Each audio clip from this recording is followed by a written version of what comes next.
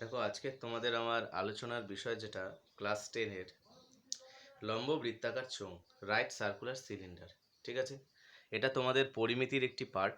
আর এই পার্টে তোমার পরিমিতির পার্টে সাধারণত মাধ্যমিক থেকে 12 নম্বর মতো আসে। যাই হোক, তো তোমাদের এই লম্ব বৃত্তাকার চোঙ অধ্যায়টা অবিলম্বে শুরু করা যাক। দেখো, লম্ব বৃত্তাকার চোঙ, লম্ব বৃত্তাকার চোঙের উদাহরণ কি হতে পারে? ধরো বোতল।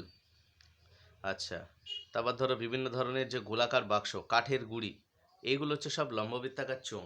ঠিক আছে, এবার লম্ববৃত্তাকার চোঙের আমি ফর্মুলাগুলো নিয়ে যখন আলোচনা করেছি, তখন আমি দুখানা চোঙের মানে তোমাকে আমি ভিউ দেখানোর চেষ্টা করেছি।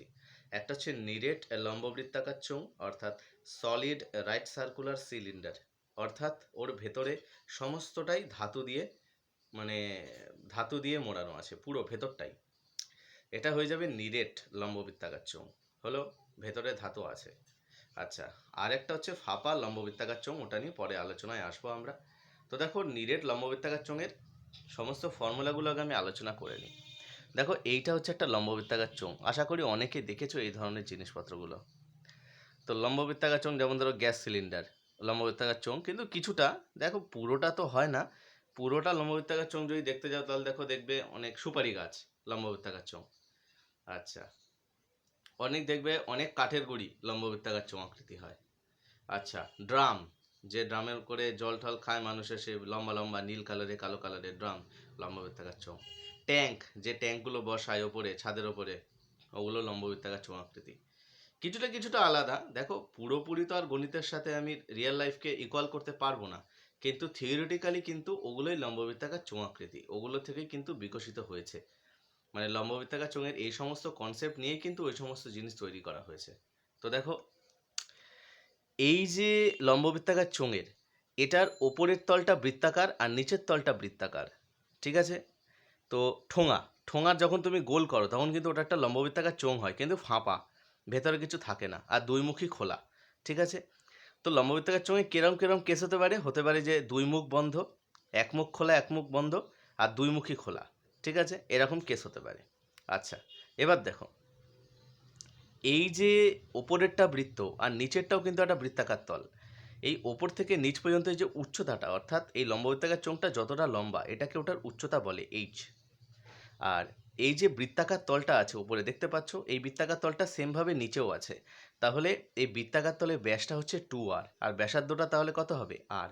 তাহলে দেখো আমি কি লিখেছি, যদি কোনো লম্ববৃত্তাকার চোঙাকৃতির এই চোঙের ভূমির ব্যাসার্ধ হচ্ছে r একক এবং চোঙটির উচ্চতা h একক হয়, তবে দেখো এবারে চোঙের ক্ষেত্রে তিনটে জিনিস আছে। একটা হচ্ছে পার্শ্বতল, একটা হচ্ছে সমগ্রতল, আর একটা হচ্ছে আয়তন। পার্শ্বতল মানে কি বলতো? পার্শ্বতল মানে হচ্ছে এই সাইডটা। ঠিক আছে, এই সাইডটা হচ্ছে পার্শ্বতল।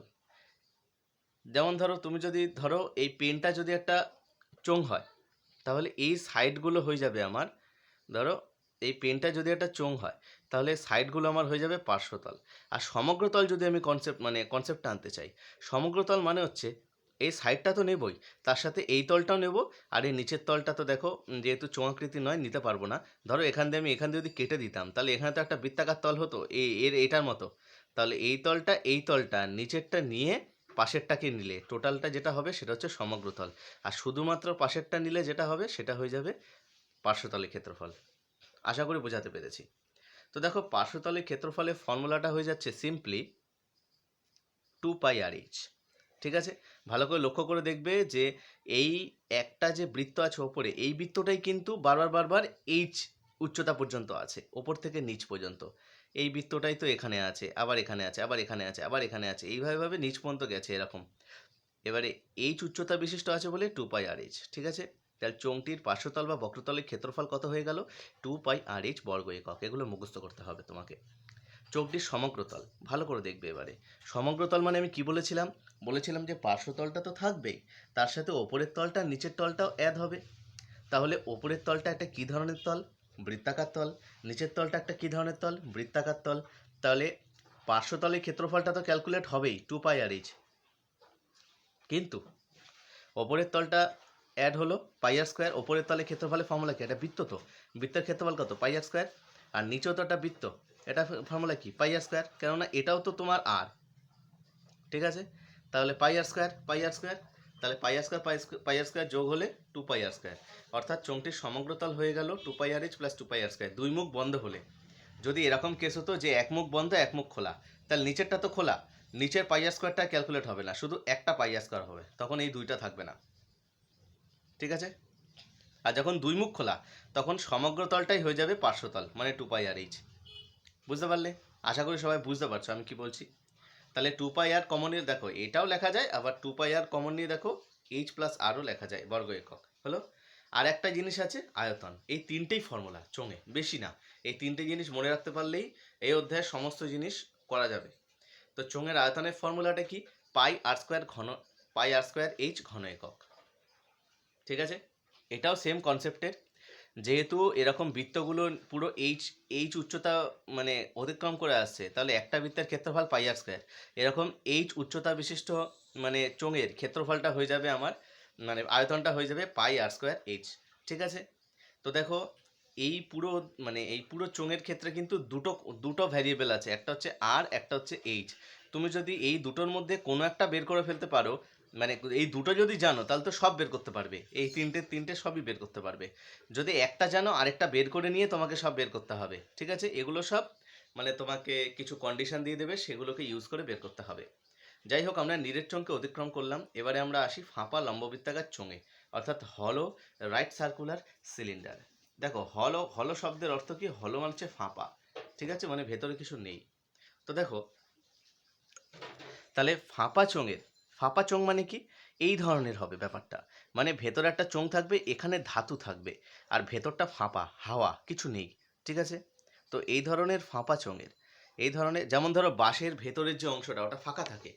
ঠিক আছে, বাঁশের ভেতরের অংশটা ফাঁকা, কিন্তু আমি যদি দুটোকে কাটি দেখবে ভেতরের অংশটা ফাঁকা আছে, আর উপরে আর নিচে ওই দুটো ইসে আছে। এবার দেখো এখানে আবার দুটো জিনিস আছে, এখানে একটা আছে হচ্ছে বাইরের দিকে, দেখো ভেতর এই সেন্টার থেকে বাইরের দিক পর্যন্ত একটা ব্যাসার্ধ যাচ্ছে ক্যাপিটাল আর, এটাকে আমি বলি বহির্ব্যাসার্ধ। আর এই এই সেন্টার থেকে ভেতরের বৃত্তটা পর্যন্ত একটা ব্যাসার্ধ যাচ্ছে, এটাকে আমি বলি স্মল আর বা অন্তর্ব্যাসার্ধ। আর উচ্চতাটা এইচই থাকবে। তাহলে ধাতু নির্মিত লম্ববৃত্তাকার ফাঁপা চোঙের অন্তর্ব্যাসার্ধ আর একক এবং বহির্ব্যাসার্ধ ক্যাপিটাল আর একক এবং উচ্চতা এইচ একক যদি হয়, তাহলে আমার দেখো অনেকগুলো ফর্মুলা আমি ডিরাইভ করেছি সেখান থেকে আমি গোটা কয়েক ফর্মুলা ডিরাইভ করেছি। ফর্মুলাগুলো আমি তোমাকে দেখাই। দেখো, এই ফর্মুলাগুলো কিন্তু লাগবে বলতে এগুলো অতটা লাগে না, তবুও আমি অঙ্ক করানোর সময় তো বুঝিয়েই দেবো এই জিনিসগুলো, তবুও লিখে রাখো ফর্মুলা হিসাবে, যে ফাঁপা চোঙের ধাতুর আয়তন পাই আর স্কোয়ার এইচ মাইনাস পাই আর স্কোয়ার এইচ। তার মানে কি বলো তো? ধরো তোমার মানে আমি কি বললাম, ফাঁপা চোঙের ধাতুর আয়তন, তাই তো, ধাতু। তাহলে ধরো এরকম একটা চোঙ আছে, এরকম একটা চোঙ আছে, এটা হচ্ছে ভেতরের চোঙটা। এর বাইরে ধরো আরেকটা চোঙ আছে, এর বাইরে। তাহলে তোমার দরকার এই যে অংশটাতে ধাতু আছে, এই মাঝের যে অংশটাতে ধাতু আছে, এই ধাতুর তুমি আয়তন চাইছো, তাহলে কি করবে? দেখো, এই ভেতরের তো একটা চোঙ, এটার স্মল আর ব্যাসার্ধ, তাহলে তার আয়তন কত হয়ে যাবে? পাই আর স্কোয়ার এইচ। উচ্চতা তো দুটোরই সেম থাকবে, এটা তো উচ্চতা হবে, তাহলে ভেতরের আয়তনটা হয়ে যাবে পাই আর স্কোয়ার এইচ। আর পুরোটার আয়তনটা কত হবে? এইখান থেকে এই বাইরের ব্যাসার্ধ পর্যন্ত, এটাকে তো আমরা ক্যাপিটাল আর বললাম এক্ষুনি, বহির্ব্যাসার্ধ, সেটার আয়তনটা হয়ে যাবে pi capital R square H. তাহলে এই পুরো আয়তন থেকে এই ছোট আয়তনটা বাদ দিলেই তো ধাতুটা পড়ে থাকবে। ভালো করে বুঝে দেখো, বৃত্ত তো এই ধরনের অঙ্ক করেছো তোমরা ক্লাস 9-এ। পুরো চোঙটার আয়তনটা থেকে, মানে বাইরের দিকে চোঙটা আয়তন থেকে ভেতরের চোঙের আয়তনটা যদি বাদ দিয়ে দিই, তাহলে মাঝে এই ধাতুর আয়তনটা পড়ে থাকবে, অর্থাৎ pi capital R square H minus pi small R square H. আর এইচ তো তোমার আনচেঞ্জ, কেননা দুটো চোঙেরই তো উচ্চতা তো সেমই থাকবে। ঠিক আছে, এত ঘন একক। আচ্ছা, চলো ফাঁপা চোঙের বক্রতলের ক্ষেত্রফল।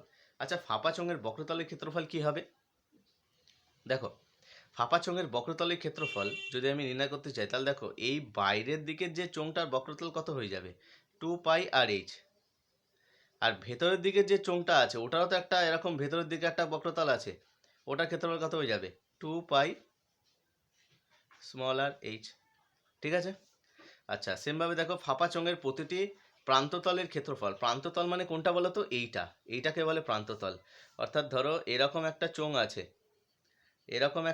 আছে, আর এর ভেতরে ধরো আরেকটা চোঙ আছে,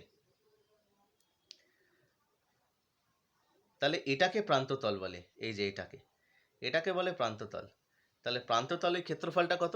প্রান্ততলের ক্ষেত্রফলটা হয়ে গেছে আমার pi capital R square minus pi small R square. আশা করি বুঝতে পারছো। এগুলো লাগবে না, যদিও এগুলো কোনো জায়গাতে লাগবে না এই অধ্যায়ের, কিন্তু ফর্মুলা হিসাবে লিখতে হয় তাই।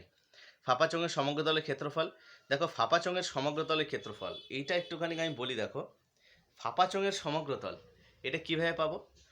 দেখো সমগ্রতল পেতে হলে তো আমার এর মানে সমগ্রতল মানে কি, মানে তোমার এই যে চোঙটা আছে, এই চোঙটার এই ওপরের তলটাও নেব, সেমভাবে নিচের দিকেও এরকম একটা তল বেরোবে, ঠিক আছে? নিচের দিকেও এরকম একটা তল বেরোবে, এই তলটাকেও নেব। তাহলে প্রান্তের ক্ষেত্রফলটা হয়ে যাচ্ছে পাই আর স্কোয়ার মাইনাস পাই আর স্কোয়ার। তাহলে এটাকে দুবার নেব, যেহেতু এখানে একটা প্রান্ত আছে এখানে একটা প্রান্ত আছে, প্লাস বাইরের বক্রতলটা মানে 2 পাই আর এইচ, আর ভেতরের বক্রতলটা মানে 2 পাই আর এইচ। এটা হয়ে যাবে আমার ফাঁপা চোঙের সমগ্রতল, ঠিক আছে? দেখো জিনিসগুলো অতটা ইজি না, তোমরা একটুখানি কল্পনা করলে বুঝতে পারবে। যদি তাও না বোঝো আমাকে প্র্যাকটিক্যালি জিজ্ঞেস করবে পার্সোনালি। নেক্সট হচ্ছে কোনো নল থেকে নির্গত জলের পরিমাণ নলের প্রস্থচ্ছেদের ক্ষেত্রফল ইন্টু জলের বেগ। অর্থাৎ কোনো নল থেকে যে পরিমাণ জল নির্গত হবে তার আয়তনটা কত হয়ে যাবে?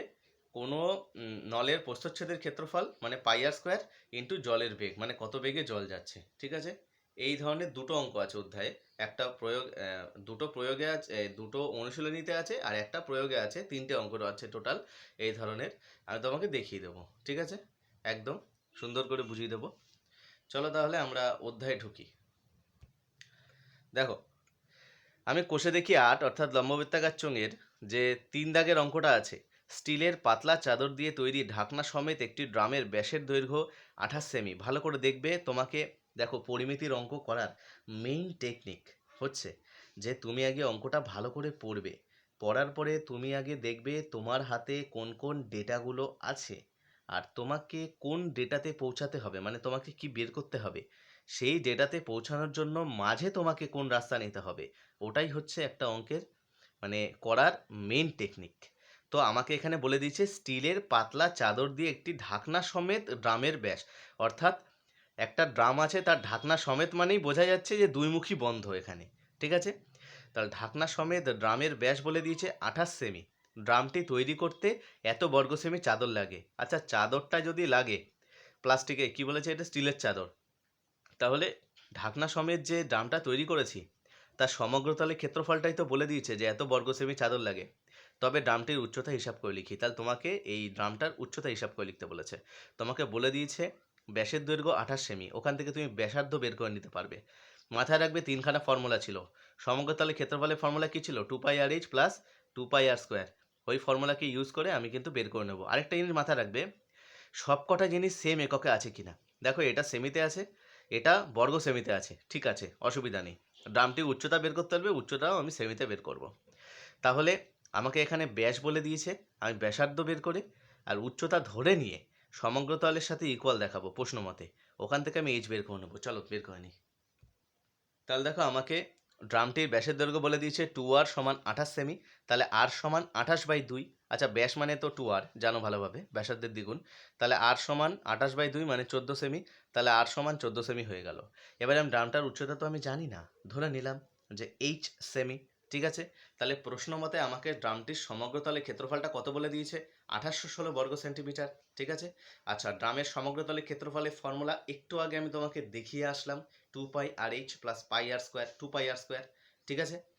অর্থাৎ পার্শ্বতলটা তো হবেই, তার সাথে ওপরে একটা বৃত্ত নিচে একটা বৃত্ত মানে 2 পাই আর স্কোয়ার, ঠিক আছে? অর্থাৎ 2 পাই আর এইচ প্লাস 2 পাই আর স্কোয়ার, সেটা বলে দিয়েছে 2816। 2 পাই আর যদি কমন নিই তাহলে পড়ে থাকছে এইচ প্লাস এখানে একটা আর পড়ে থাকবে, ইকুয়ালস টু 2816। আর এর ভ্যালুটা আমাকে এখানটায় বলে দিয়েছে 14 সেমি, বসিয়ে দিলাম 14। তাহলে 2 into 22/7 into 14 into H plus 14, কারণ আর এর value 14, equals to 2816। H plus 14কে বাদিকে রেখে সব কিছুকে ডান দিকে পাঠিয়ে দিলাম, উল্টে গেল, কাটাকুটি করে 32 বেরোলো। 14টাকে ডান দিকে পাঠিয়ে দিলাম, 32 মাইনাস 14 হলো 18। এইচ সমান সমান 18 সেমি হয়ে গেল। অর্থাৎ যে ড্রামটা নিয়ে আমরা কাজ করছিলাম এতক্ষণ ধরে, সেই ড্রামটার উচ্চতা বেরিয়ে গেল 18 সেন্টিমিটার। অঙ্কটা হয়ে গেল আমাদের। দেখো আমাদের উচ্চতা বার করতে বলেছিল ড্রামটির, আমরা কিন্তু ড্রামের উচ্চতা বের করে দিলাম। চলো নেক্সট অঙ্ক। দেখো 4 দাগের অঙ্কটা দেখো, বলছে একটি ঘরের বারান্দায় 5.6 ডেসিমি ব্যাসের এবং এত মিটার লম্বা দুটি লম্ববৃত্তাকার পিলার ঢালাই করতে কত ঘন ডেসিমি মশলা লাগবে। ভালো করে দেখো, তোমার আনসার চেয়েছে ঘন ডেসিমিতে, প্রথমটা ডেসিমিটারে আছে অর্থাৎ ব্যাসটা ডেসিমিটারে দিয়ে দিয়েছে। লম্বা, লম্বা এত মিটার লম্বা, লম্বা যেটা বলেছে সেটা কিন্তু মিটারে দিয়েছে, তোমাকে আগে এটাকে ডেসিমিটারে কনভার্ট করতে হবে, তারপরে আমি অঙ্কতে এগাবো। তাহলে দেখো তোমায় কি বলেছে, তোমাকে দেখো আমি তোমাকে প্রথমেই বলে দিলাম, একটু আগেই বললাম লম্ববৃত্তাকার চোঙে দুটো চলই আছে, ব্যাসার্ধ আর উচ্চতা। তার মধ্যে তোমাকে এখানে ব্যাসটা বলে দিয়েছে, তুমি ব্যাসার্ধ ইজিলি পেয়ে যাবে, উচ্চতাও বলে দিয়েছে। তোমাকে জানতে চেয়েছে দুটি লম্ববৃত্তাকার পিলার ঢালাই করতে কত ঘন ডেসিমি মশলা লাগবে। আচ্ছা, ঘন মানে কি জানতে চেয়েছে? আয়তন। অর্থাৎ তুমি বার করবে একটা পিলারের আয়তন, সেটাকে 2 দিয়ে গুণ করে দিয়ে দুটো পিলারের আয়তন তুমি বের করে নেবে। এই হয়ে গেল ফার্স্ট পার্ট। সেকেন্ড পার্ট, প্রতি বর্গমিটার এত টাকা হিসাবে। আবার দেখো এখানটায় বর্গমিটার বলেছে, তার মানে 1 বর্গমিটার মানে কত? 100 বর্গ ডেসিমিটার। কি করে হচ্ছে আমি একটু একটু মানে এখন দেখাচ্ছি, যদিও অনেকে জানো কিভাবে হয়। 1 বর্গমিটার মানে 100 ডেসিমিটার, ঠিক আছে। 125 টাকা হিসাবে পিলার দুটি প্লাস্টার করতে। আচ্ছা তুমি আমাকে একটা কথা বলো, যখন আমরা একটা পিলার প্লাস্টার করব, মানে একটা চোঙাকৃতি পিলার যখন প্লাস্টার করব, প্লাস্টারটা নিশ্চয়ই তার পার্শ্বতলে করব। সমগ্রতলে কিভাবে করব? একটা তো ওপরে ঢুকে থাকবে, একটা নিচে ঢুকে থাকবে, তাহলে ওই দুটো তল তো আমি প্লাস্টার করতে পারবো না। প্লাস্টার আমি শুধুমাত্র পার্শ্বতলটা করতে পারবো। এই পার্শ্বতলে, তাহলে আমাকে পার্শ্বতলের ক্ষেত্রফলটা বার করতে হবে। সেই পার্শ্বতলের ক্ষেত্রফলে 1 বর্গমিটার এত টাকা হচ্ছে, যত বর্গমিটার বেরোবে পার্শ্বতল যত বর্গ ডেসিমিটার বেরোবে তত বর্গ ডেসিমিতে কত টাকা হবে সেটা আমি হিসাব করে নিলেই আমার অঙ্ক বেরিয়ে যাবে। চলো করে নিই। তো দেখো লম্ববৃত্তাকার পিলারের ব্যাস বলে দিয়েছিল আমাকে 2r সমান সমান 5.6 ডেসিমিটার, তাহলে r সমান সমান 5.6 বাই 2 মানে 2.8 ডেসিমি। আর লম্ববৃত্তাকার পিলারের উচ্চতা বলে দিয়েছে h সমান 2.5 মিটার, তাহলে 2.5কে আমি ডেসিমিটারে কনভার্ট করব মিটারকে, তাহলে মিটারকে ডেসিমিটারে কনভার্ট করলে কত? 10 দিয়ে গুণ করতে হয়, তেমন 25 ডেসিমি হলো, ঠিক আছে। আচ্ছা, তাহলে একটি পিলারে মশলার পরিমাণ মানে আয়তন, ভালো করে শুনবে, আয়তন, ভেতরে যে মশলাটা থাকবে সেটা তো আয়তনেই থাকবে, ঠিক আছে। অর্থাৎ মশলার পরিমাণটা হয়ে গেল পাই আর স্কোয়ার এইচ, তার মানে পাই মানে 22/7 ইন্টু আর স্কোয়ার। আর কত বের করেছি? 2.8, তাহলে 2.8 ইন্টু 2.8 ইন্টু 25, পয়েন্ট তুলে দিলাম, দেখো নিচে 10 নিয়ে চলে আসলাম, কাটাকুটি করে বের হলো। আচ্ছা, এতটা রেখে দিলাম, এত ঘন ডেসিমি, ঠিক আছে। এখানটা আমি ঘন ডেসিমি লিখতে ভুলে গেছি, একটু লিখে দিও। আচ্ছা আমি লিখে দিই, ডেসিমিটার কিউব। এই ডেসিমিটার কিউব মানেও কিন্তু ঘন ডেসিমি, কিউব মানে তো ঘন। এটাকে আমি বাংলায় লিখলে ঘন ডেসিমি লিখতাম, কিন্তু এভাবেও লেখা যায় ডেসিমিটার কিউব, একই একই বোঝায় দুটো জিনিস। আচ্ছা, তাহলে একটা পিলারের মশলার পরিমাণ বের করলাম 22/7 into 28/10 into 28/10 into 25 decimetre cube. তাহলে দুটি পিলারের মশলার পরিমাণ কত হয়ে যাবে? দুটি পিলারের দেখো একটার যা হবে সেটাকে 2 দিয়ে গুণ করে দাও, করে দিলাম 2 দিয়ে গুণ, কাটাকুটি করে দাও, 1232 ঘন ডেসিমি। তাহলে প্রথম উত্তরটা পেয়ে গেলাম যে আমার টোটাল মশলা কত লাগবে, 1232 ঘন ডেসিমিটার, ঠিক আছে। এটা হচ্ছে প্রথম প্রথম ভাগের উত্তর। এবারে একটা পিলারের পার্শ্বতলের ক্ষেত্রফল আমি বের করছি, 2πr/h পিলারের পার্শ্বতলের ক্ষেত্রফল, লম্ববৃত্তাকার চোঙের পার্শ্বতলের ক্ষেত্রফলের ফর্মুলা হচ্ছে 2πr/h। তাহলে একটা পিলারের পার্শ্বতলের ক্ষেত্রফলের ফর্মুলা কি হয়ে যাবে? 2πr/h। তার মধ্যে আর এর ভ্যালুটা আমি জানি 2.8, পয়েন্ট তুললাম, 10 নামালাম। এইচ এর ভ্যালু 25 জানি, 2.5 ছিল, ওটাকে ডেসিমিটারে কনভার্ট করেছি। তাহলে টোটাল বেরোলো আমার 440 বর্গ ডেসিমি, ঠিক আছে। তাহলে দুটো পিলারে পার্শ্বতলের ক্ষেত্রফল কত হবে? 2 ইন্টু 440 মানে 880 বর্গ ডেসিমি। ভালো করে বুঝলে কিনা বলো। তার মানে এতটা ক্ষেত্রফলে আমাকে কি করতে হবে? প্লাস্টার করতে হবে। তার খরচের পরিমাণটা আমাকে 1 বর্গ মিটারে বলে দিয়েছে, কিন্তু বর্গ মিটার দিয়ে কিন্তু আমার কাজ চলবে না, আমার কিন্তু ডেসিমিটারে কাজ করতে হবে, যেহেতু আমি এখানে বর্গ ডেসিমিতে কাজ করেছি। আমি যদি এটা বর্গমিটারে বের করতে পারতাম তাহলে আলাদা কথা, তাহলে আমার চেঞ্জ করতে হতো না ওখানে, কিন্তু ওখানে 1 বর্গমিটারে 125 টাকা খরচ হয় বলে দিয়েছে, আর এখানে আমি ডেসিমিটারে বের করেছি, ফলে আমাকে অঙ্কটা ডেসিমিটারে কনভার্ট করে নিতে হবে ওইখানে গিয়ে। চলো করে নিই। দেখো যারা যারা কনভার্সান একটু আধটু জানো তাদের আমি বলে দিই, তোমরা তো সবাই জানো যে কিলো, হেক্টো, ডেকা, হ্যাঁ, ডেকা, মি, ডেসি, হ্যাঁ, ডেসি, সেন্টি, মিলি, তাই তো। এবার ধরো আমি, এটা তো নর্মাল, এটা যখন দৈর্ঘ্য মাপছি, শুধু দৈর্ঘ্য, তা দৈর্ঘ্য মাপলে তোমরা জানো যে বাদিক থেকে ডান দিকে গেলে 10 দিয়ে গুণ হয়, যত ঘর যাব তত করে 10, আর বাদিক থেকে ডান দিকে আসলে 10 দিয়ে ভাগ হয়। এই জিনিসটা সবাই জানো, ঠিক আছে। এবারে আমি যদি এটা সেম জিনিস যদি আমি ক্ষেত্রফলে আসি, ক্ষেত্রফল মানে এরিয়া, তাহলে কি হবে? বাদিক থেকে ডান দিকে আসলে 100 দিয়ে ভাগ হবে, আর ডান দিক থেকে বাদিকে গেলে 100 দিয়ে গুণ হবে। তার কারণ কি, একটা ঘরে যদি যাও, কেননা তুমি তো দুবার করে যাচ্ছ, প্রথমবার গেলে 10, পরের বার গেলে 10, একই ঘর যাচ্ছ, কিন্তু কিন্তু তুমি ক্ষেত্রফল মাথায় থাকে যেন, ক্ষেত্রফল মানে দুটো, তার দুটো ডাইমেনশন, আয়তন মানে তিনটে ডাইমেনশন। অর্থাৎ তুমি যদি মিটার থেকে ডেসিমিটার যেতে চাও, ক্ষেত্রফল বার করতে চাও, তাহলে তোমাকে দুটো 10 দিয়ে গুণ করতে হবে, ঠিক আছে। তাহলে তোমার দেখো, তোমার তাহলে 1 মিটার স্কোয়ার, তাহলে মিটার স্কোয়ার মানে ক্ষেত্রফল। তাহলে তুমি মিটার থেকে ডেসিমিটার যেতে চাও, ক ঘর? এক ঘর। এক ঘর হলেও কিন্তু তোমাকে দুটো 10 দিয়ে গুণ করতে হবে, তার কারণ তুমি ক্ষেত্রফলের হিসাব চাইছো।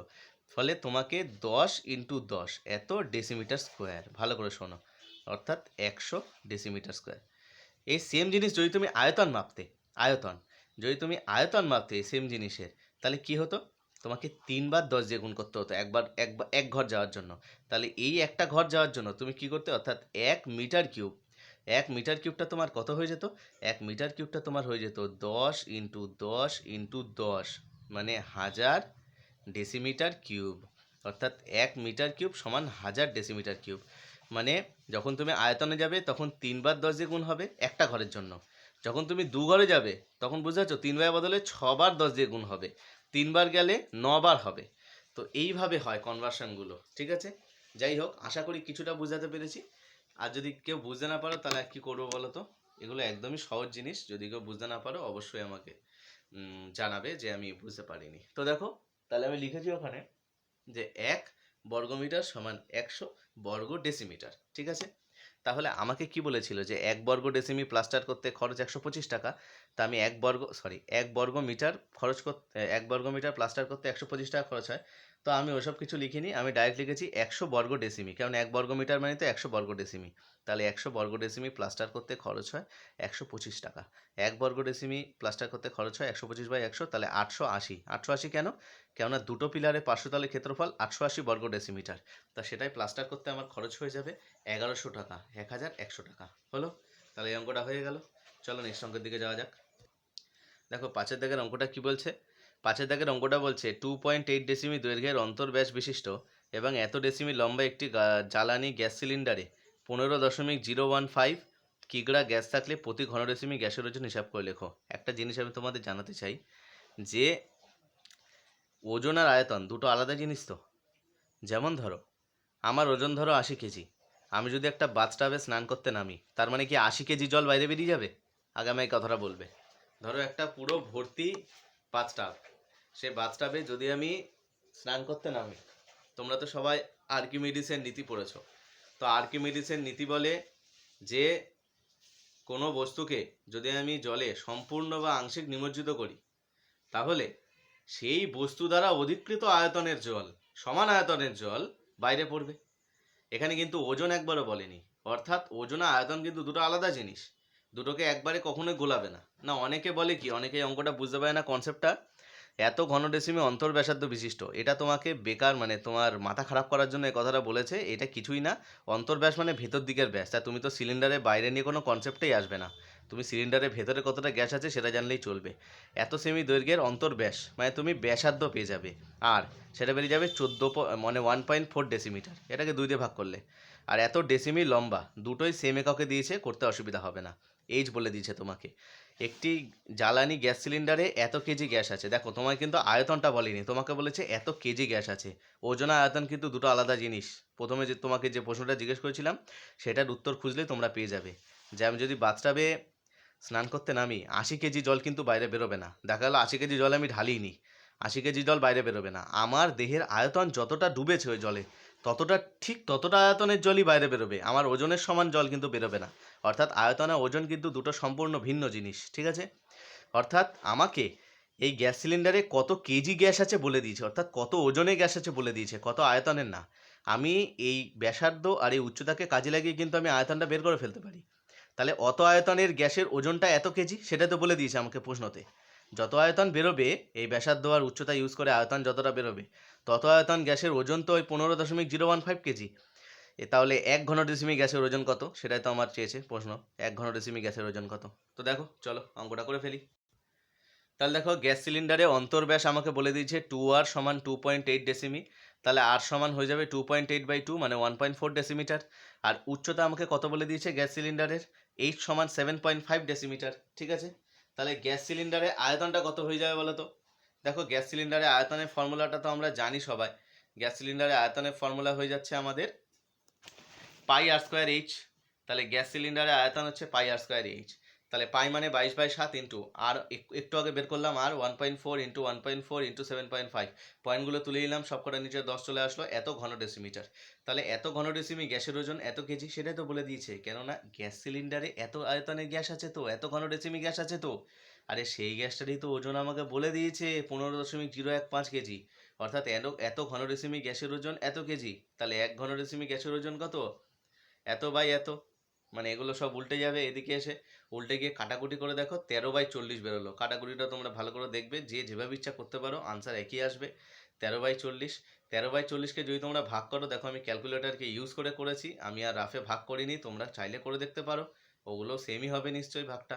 তো 0.325 কেজি বেরিয়েছে। আচ্ছা এত কেজি মানে এই কেজিটাকে যদি গ্রামে নিয়ে যেতে চাই তাহলে কত দিয়ে গুণ করতে হবে, 1000 দিয়ে গুণ করতে হবে। তাহলে গ্রামে নিয়ে চলে গেলাম, তাহলে এত, এবারে দেখো এই পয়েন্টটা 3 ঘর সরে যাবে, ভালোভাবেই জানো আমি কি বলতে চাইছি। আর না হলে তোমরা এই পয়েন্ট তুলে নিচে 1000 দেবে, 1000 কেটে যাবে, 325 গ্রাম হবে উত্তর। অর্থাৎ 1 ঘন ডেসিমি গ্যাসের আয়তন কত, 325 গ্রাম।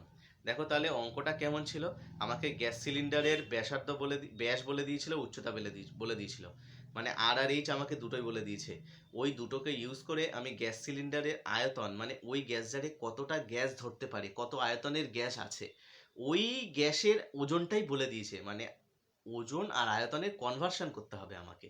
তার মানে অত আয়তন গ্যাস জারের ওজন হচ্ছে 15.015 কেজি, তাহলে 1 ঘন ডেসিমি গ্যাসের ওজন কত সেটা আমাকে প্রশ্নতে চেয়েছে। অর্থাৎ ওজন আর আয়তনের একটা কনভার্সনের অঙ্ক এটা। ঠিক আছে, এই অঙ্কটা ভালো অঙ্ক, ইম্পর্টেন্ট অঙ্ক। যাই হোক, চলো নেক্সট অঙ্কটার দিকে যাওয়া যাক। দেখো নেক্সট প্রশ্নটা কি বলছে, একটি সমান ব্যাস ও সমান উচ্চতা বিশিষ্ট 3টি জারের প্রথমটির এত অংশ, দ্বিতীয়টির এত অংশ, তৃতীয়টির এত অংশ লঘু সালফিউরিক অ্যাসিডে পূর্ণ ছিল। আচ্ছা, ওই 3টি জারের অ্যাসিড যদি এত ডেসিমি দৈর্ঘ্যের ব্যাসের একটি জারে রাখা হয়, তবে জারে অ্যাসিডের উচ্চতা এত ডেসিমিটার হয়। প্রথম 3টি জারের ব্যাসের দৈর্ঘ্য এত ডেসিমি হলে তাদের উচ্চতা হিসাব করে লিখি। ভালো করে শুনবে কি বলেছে। সমান ব্যাস আর সমান উচ্চতা বিশিষ্ট 3টে জারে, মানে 3খানা সেম জার আছে, সেম, পুরো সেম, সমান ব্যাস আছে আর সমান উচ্চতা আছে, দিয়ে 3টে জারের প্রথমটার এত অংশ অ্যাসিড আছে, দ্বিতীয়টার এত অংশ, আরে এত অংশ কিসের, আয়তনের। ঠিক আছে, প্রথমটার আয়তনের এত অংশ অ্যাসিড আছে, দ্বিতীয়টার আয়তনে এত অংশ, ধরো তোমাকে আমি বললাম 600 ml স্প্রাইট কিনে এনেছো, তুমি 200 খেয়ে নিয়েছো, তাহলে বাকি নিশ্চয়ই 400 থাকবে, তো এটাই তো হবে। তাহলে প্রথমটার এত অংশ তা আয়তনের হবে না, ওজনের না, আয়তনের। তাহলে ওজন তো এখান দিয়ে আসছেই না, কোনো কনসেপ্টেই নেই, আগের অঙ্কটাতে ওজনের কনসেপ্ট ছিল, এখানে নেই একদম। তো প্রথমটা 2/3 অংশ, দ্বিতীয়টার 5/6 অংশ এবং তৃতীয়টার 7/9 অংশ লঘু সালফিউরিক অ্যাসিডে পূর্ণ ছিল। ভালো কথা। ওই 3টি জারের অ্যাসিড যদি এত ডেসিমি দৈর্ঘ্যের ব্যাসের একটি জারে রাখা হয়, তবে জারে অ্যাসিডের উচ্চতা এত ডেসিমি হয়। অর্থাৎ এই ছোট ছোট যে 3টে জার আছে, সমান 3টে জার আছে, এই 3টে জারের মধ্যে যে অ্যাসিডগুলো আছে, এই 2/3 অংশ, 5/6 অংশ, 7/9 অংশ, এই অ্যাসিডগুলোকে একটা বড় জারে ঢেলেছে। সেই বড় জারের যে ব্যাস সেটা বলে দিয়েছে 2.1 ডেসিমি, আর ওই বড় জারে ঢালার পরে অ্যাসিডের উচ্চতা দাঁড়িয়েছে 4.1 ডেসিমি, মানে বড় জারের ব্যাসার্ধ আর উচ্চতায় দুটোই বলে দিয়েছে, আয়তন পেয়ে যাব, অর্থাৎ অ্যাসিডের আয়তনটা পেয়ে যাব আমি টোটাল বড় জারে ঢালার পর যেটা হয়েছে। প্রথম 3টি জারের ব্যাসের দৈর্ঘ্য বলে দিয়েছে, অর্থাৎ প্রথম 3টে জারের আর আমি জেনে গেলাম ব্যাসকে ইউজ করে, খালি উচ্চতাটা আমি জানি না। প্রথম এই 3টে সমান যে গ্যাস যারা আছে তাদের উচ্চতাটা আমি জানি না, তো তাদের উচ্চতাটা আমি বের করব, দেখো কিভাবে, চলো করে ফেলি। দেখো যারা অঙ্কটার কনসেপ্টটা বুঝতে পারলে না তাদের জন্য আমি বলছি, এরকম ছোট ছোট 3খানা চোঙাকৃতি ধরো পাত্র আছে বা গ্যাস জার আছে, এই এই সবকটাই সমান, বুঝলে, এবারে তিনটের মধ্যে কিছুটা কিছুটা করে অ্যাসিড আছে। এই অ্যাসিডটাকে আমি একটা বড় গ্যাস জারে ঢেলেছি, বড়। এই গ্যাস জারে ঢালার পরে তোমার এইখানে তোমার এটার ব্যাসটা বলে দিয়েছে 2.1 ডেসিমি, আর উচ্চতাটা বলে দিয়েছে কত, বেশ একটা বলেছে 4.1 ডেসিমি হয়ে যাবে, মানে অ্যাসিডের উচ্চতাটা 4.1 ডেসিমিটার। তাহলে ওখান থেকে আমি ওটা আয়তনটা বের করতে পারবো তো, pi capital R square H, এটা ইউজ করে। আর এইগুলো এক একটা কত হয়ে যাবে, pi small R square H, তার 2/3 অংশ। কেননা প্রথম গ্যাস জারে তো 2/3 অংশ আছে ওই আয়তনের। পরেরটা কত, 5-এর কত একটা অংশ বেশ আছে, 5-এর 6 অংশ ইন্টু পাই আর স্কোয়ার। আচ্ছা তুমি এবারে বলতে পারো এটাও পাই আর স্কোয়ার এইচ হলো, এটাও পাই আর স্কোয়ার এইচ হলো, কেমন হলো? তার কারণ তিনটেই তো সমান আয়তনের পাত্র, তাহলে তিনটেই তো পাই আর স্কোয়ার এইচ হবে, পাই আর স্কোয়ার এইচ, আর এটা মনে হয় 7/9 অংশ, ঠিক আছে? তাহলে এই সবকটাকে অ্যাডিশান করেই তো আমার এই পাই আর স্কোয়ার এইচ হবে, কেননা এই অ্যাসিডগুলোই তো আমি এটাতে করে ঢেলেছি সবকটা মিলিয়ে, ঠিক আছে?